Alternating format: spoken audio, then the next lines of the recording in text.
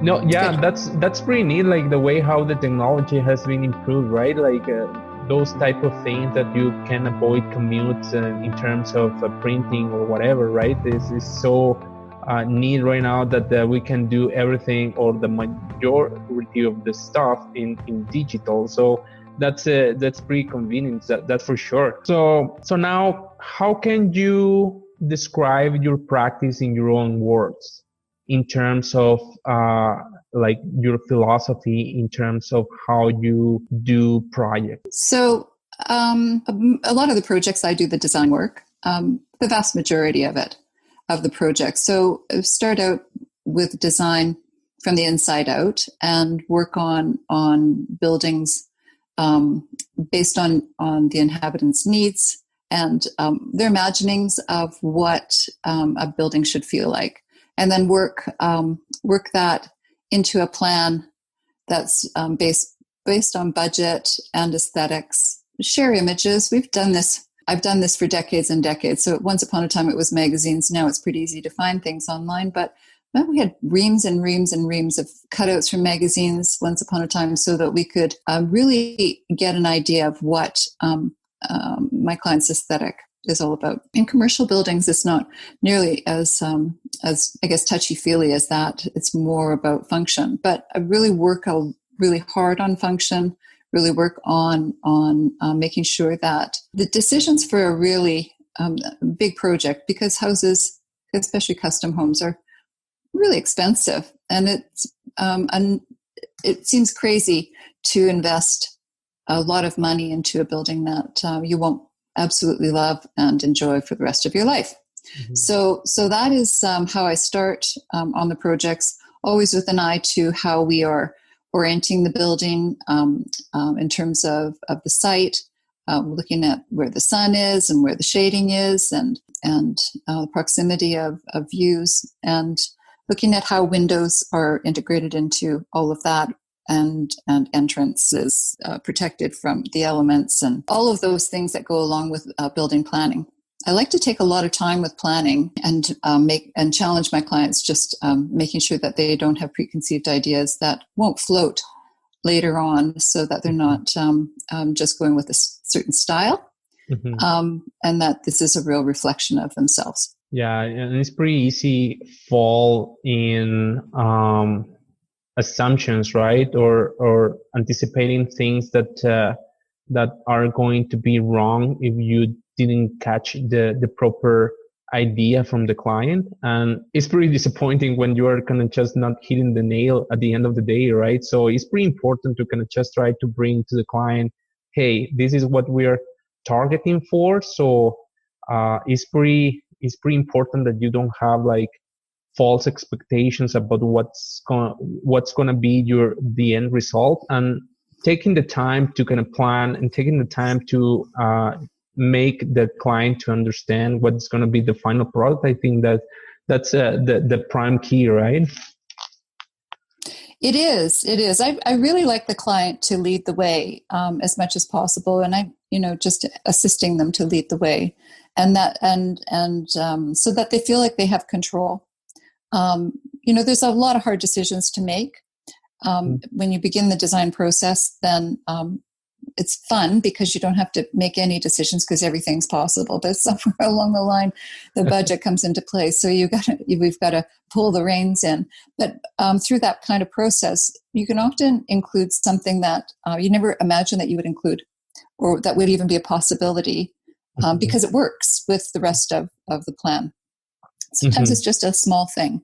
And the small thing, what I mean by that can be a window seat or a special window that's with a special view that just make a building feel very custom and special to the people who are living there. Right. And now trying to kind of just be a little bit more on the side of how has been like your experience with clients that maybe are struggling with new ideas. Has been like easy, or is basically the type of client that you get, or what can you share on that regard? That's a very good question, Carlos, because I have I've had a great variety of clients over many years, and I do like to work with builders. So if we can bring a builder on board sometime during the preliminary drawings, then that helps a lot. But the people that, because there's a little bit of give and take and some conversation going, and there's a little less anxiety about trying something new, because I certainly wouldn't press a contractor or anybody who's working on the project to do something they didn't understand. That's a really poor way of getting a good product. So you do have to work with people to be sure that the approach that you take is something that they're comfortable with as well. Right. The people that are really hard to control are your mother-in-law and your sister-in-law and the guy on the street, because everybody's got an opinion about a build and what makes a good building, and that part is the challenge. So I can't control that, and it's sometimes difficult to let your client know that that somebody that they love probably isn't right. so that's a challenge. That's right, and I think I was triggered another question that I had, like almost at the end of my questionnaire here, because like in terms of contracting, right? Like you touch a really good point in terms of have the contractor on early phases, right? Because again, everything is possible, but when you're dealing with the client and it's like just a closed door type of meeting, right? When you are trying to convince the client to kind of just go above and beyond and trying to kind of just make things work with him, right? And all of a sudden it's like, okay, everything is good in paper, now let's build it, right? And when you kind of bring another person to the table, it's like, oh, we're going to start all over again, right? So yeah, it's pretty important that. So it's something that I'm trying to kind of push on every project, but I understand that sometimes it's feasible, some other times don't, and you have to work with what you have at the hand, right? So that's true. If projects are going out to bid, for instance, and if that's the process that you're using, then your details and the way that you approach a project would be completely different than a project where you're working with the builder from the outset and coming up with details that work. So what ends up happening when you're putting things out to bid is that you may end up doing a lot of redrawing for details, and something that I can't stress enough about building better is that the building has to be thought of as everything as a whole. So changing one thing changes a lot of things, and that is something that is not necessarily well understood in the construction industry. Silos, and they work within the parts that they work in. That is both in planning, with professionals, and with people that work on site. So a mechanical engineer may not feel like his part of the project has anything to do with the building envelope, when that is actually not true at all. There's a pretty intimate dance going on between those two. Or mechanical installers don't believe that they have anything to do with the building envelope and or the electrical and or some of the finishes, for instance. And when everybody's working together as a team from the top to the bottom and right from the beginning, that's the ideal situation. Not always easy to do, but that is the ideal situation. Yeah, at some point you have to have a goal, right, or a target, right, and basically that is the best case scenario, right, when everybody understands that everybody is playing a pretty important part of the game, and when you can just have everybody on that mindset, everything just goes pretty well, right? So. It's true. Yes, it can go very well. And when the door is open for conversation, people don't feel that they can't ask questions, because there's always questions, and everybody doesn't know everything, and you can't feel like you are the professional about everything, or that you understand absolutely everything. And feeling free to ask questions is super important in getting a building right. That's right. And maybe trying to kind of just get a little bit more deeper on this conversation. Maybe we can start talking about, I don't know if I can call this project as your signature project, right? Which is the Eco Heaven House, which the greenhouse. A greenhouse. That's right. So I don't know if you can call it like signature project, or maybe you have like some others. I don't know. That particular project did get a lot of press. So in various ways, it was up for a fine home building house at one point, and it did get we did get some certifications from the Living Building Challenge, Living Futures organization in terms of net zero, and it was also built through a program, or it was not so much a program as much as an initiative from CMHC called Equilibrium. And so there were some goals set in place,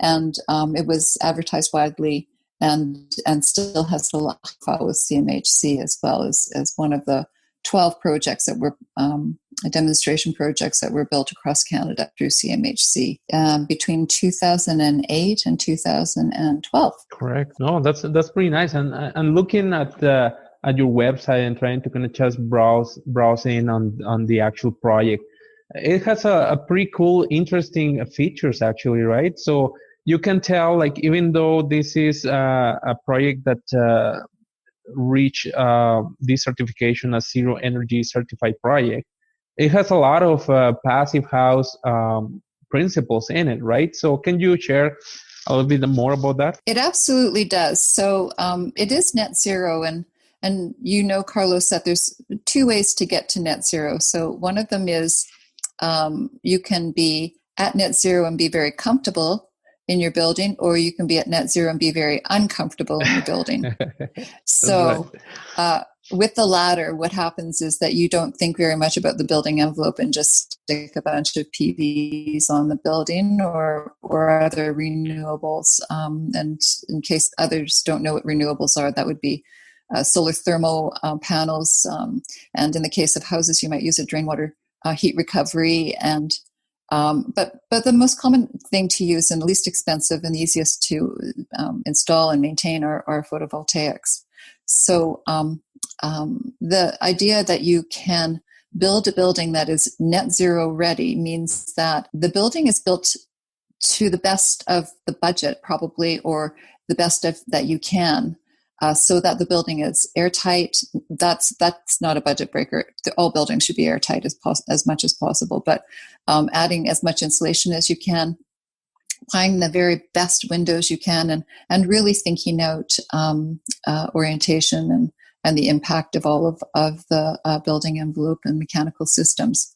Then the house is miserly, and not only miserly, but it's comfortable and healthy inside, has excellent air quality, and then you just need a few photovoltaics or PVs in order to get yourself to net zero. Right, and I guess my next question is related to the client set of mind, right? Like, in order to kind of decide to go with a product that is not pretty common, and again making the work. I'm wondering about, I don't know, like, how was your experience? Can you share a little bit more about like, how was your process in deal with this specific client? How do you like it so far? Thank you for being with us. If you want to know about the following part, just keep in touch and follow us for the next part of this episode. And please don't forget to leave me a review on whichever platform that you're using to listen to this podcast. Either good or bad. Remember, Mexicans have thicker skin. You won't hurt my feelings, that's for sure. And better yet, if it has some good criticism, so I can learn from it and improve it, that will be even greater. I understand this hasn't been perfect, but it can be better every time. I recognize your time is valuable. I would like you to enjoy this moment with me as well. Also, if you like what you get from this audio, I will recommend you to be the first to share this info with your friends, so maybe they can get something valuable from it as well. Thanks for listening, and let's meet again soon.